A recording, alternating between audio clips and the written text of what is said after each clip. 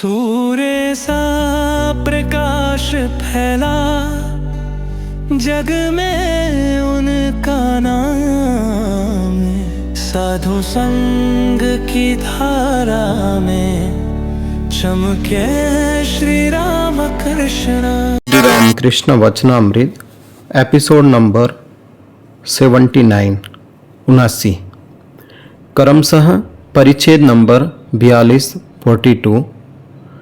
शीर्षक पानीहाटी महोत्सव में नंबर 1 कीर्तनानंद में।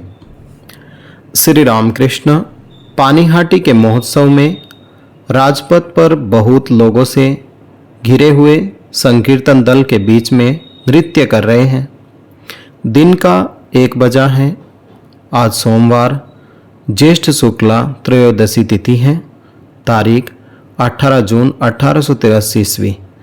संकीर्तन के बीच में श्री रामकृष्ण के दर्शन करने के लिए चारों ओर लोग कतार बांधकर खड़े हैं।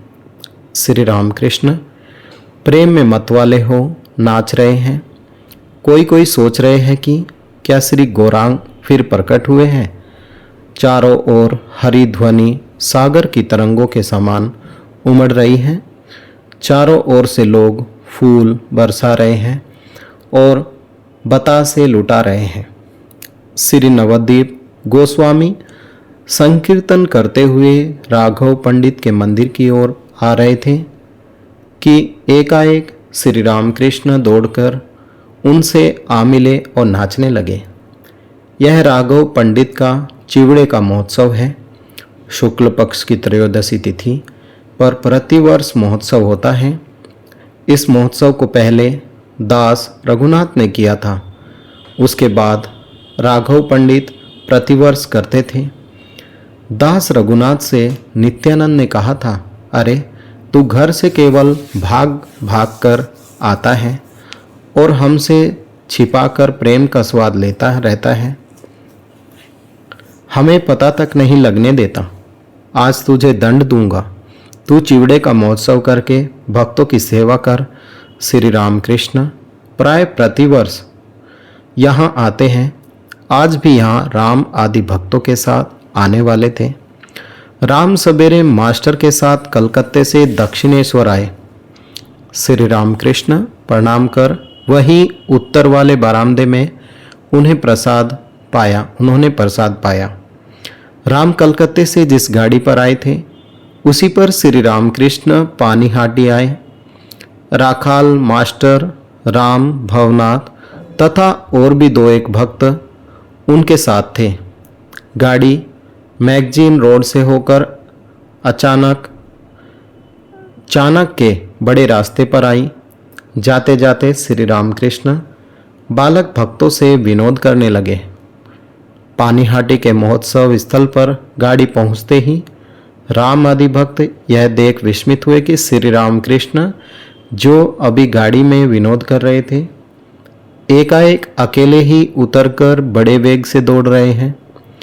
बहुत ढूंढने पर उन्होंने देखा कि वे नवद्वीप गोस्वामी के संकीर्तन दल में नृत्य कर रहे हैं और बीच बीच में समाधिस्थ भी हो रहे हैं। समाधि की दशा में कहीं वे गिर न पड़े, इसलिए नवद्वीप गोस्वामी उन्हें बड़े यत्न से संभाल रहे हैं। चारों ओर भक्तगण हरि ध्वनि कर उनके चरणों पर फूल और बतासे चढ़ा रहे हैं और एक बार उनके दर्शन पाने के लिए धक्कम धक्का कर रहे हैं। श्री रामकृष्ण अर्धबाह्य दशा में नृत्य कर रहे हैं। फिर बाह्य दशा में आकर वे गाने लगे। भावार्थ, हरि का नाम लेते ही जिनकी आंखों से आंसुओं की झड़ी लग जाती है वे दोनों भाई आए हैं जो स्वयं नाचकर जगत को नचाते हैं। वे दोनों भाई आए हैं जो स्वयं रोकर जगत को रुलाते हैं और जो मार खाकर भी प्रेम की याचना करते हैं, वे आए हैं। श्री रामकृष्ण के साथ सब उन्मत्त हो नाच रहे हैं और अनुभव कर रहे हैं कि गौरांग और निताई हमारे सामने नाच रहे हैं। श्री रामकृष्ण फिर गाने लगे। भावार्थ, गौरांग के प्रेम के हिलोरों से नवद्वीप डावाडोल हो रहा है। संकीर्तन की तरंग राघव के मंदिर की ओर बढ़ रही हैं। वहाँ परिक्रमा और नृत्य आदि करने के बाद श्री विग्रह को प्रणाम कर वह तरंगायित जनसंग गंगा तट पर अवस्थित श्री राधा कृष्ण के मंदिर की ओर बढ़ रहा है। संकीर्तनकारों में से कुछ ही लोग श्री राधा कृष्ण के मंदिर में घुस पाए हैं। अधिकांश लोग दरवाजे से ही एक दूसरे को धकेलते हुए झांक रहे हैं। श्री रामकृष्ण श्री राधा कृष्ण के आंगन में फिर नाच रहे हैं।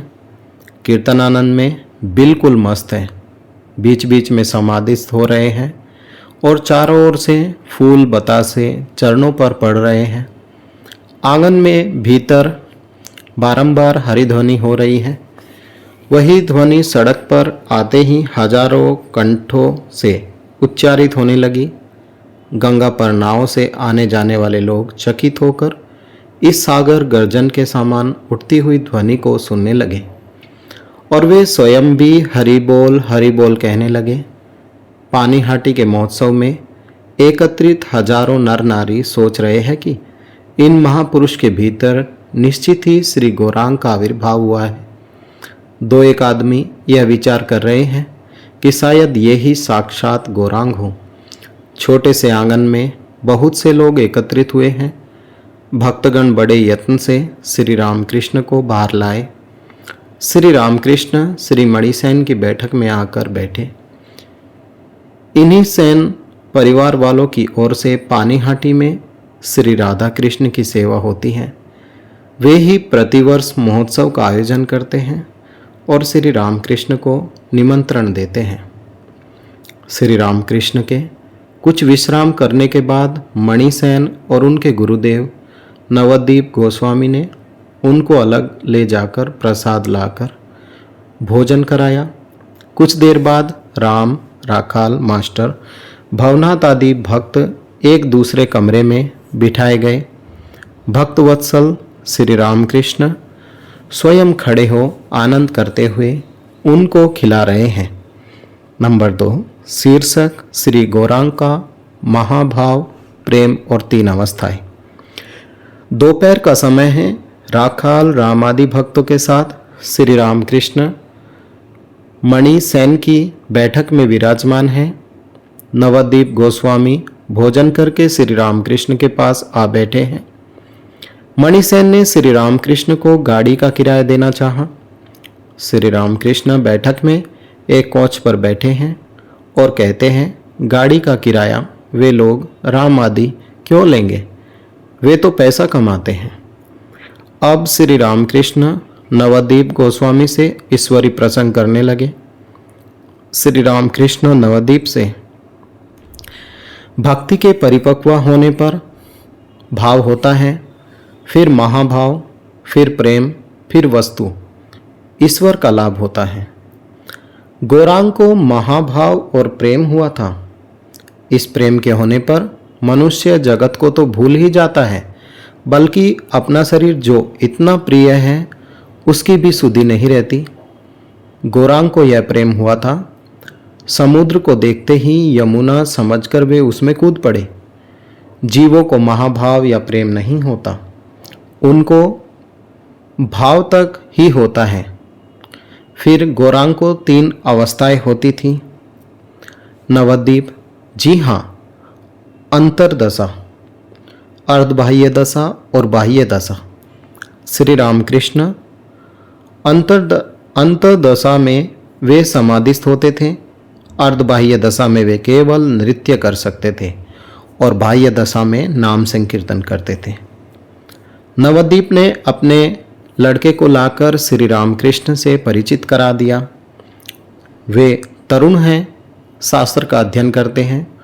उन्होंने श्री रामकृष्ण को प्रणाम किया। नवद्वीप, यह घर में शास्त्र पढ़ता है। इस देश में वेद एक प्रकार से अप्राप्य ही थे। मैक्स मुलर ने उन्हें छपवाया, इसी से तो लोग अब उनको पढ़ सकते हैं। पांडित्य और शास्त्र। श्री रामकृष्ण, अधिक शास्त्र पढ़ने से और भी हानि होती है। शास्त्र का सार जान लेना चाहिए, फिर ग्रंथ की क्या आवश्यकता है। शास्त्र का सार जान लेने पर डुबकी लगानी चाहिए। ईश्वर का लाभ करने के लिए। मुझे माँ ने बतला दिया कि वेदांत का सार है ब्रह्म सत्य और जगत मिथ्या। गीता का सार क्या है? 10 बार गीता गीता शब्द कहने से जो हो वही अर्थात त्यागी। आज का पाठ यहीं तक।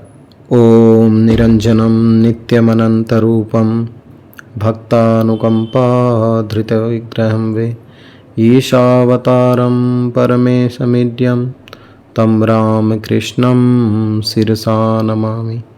जय श्री राम कृष्ण।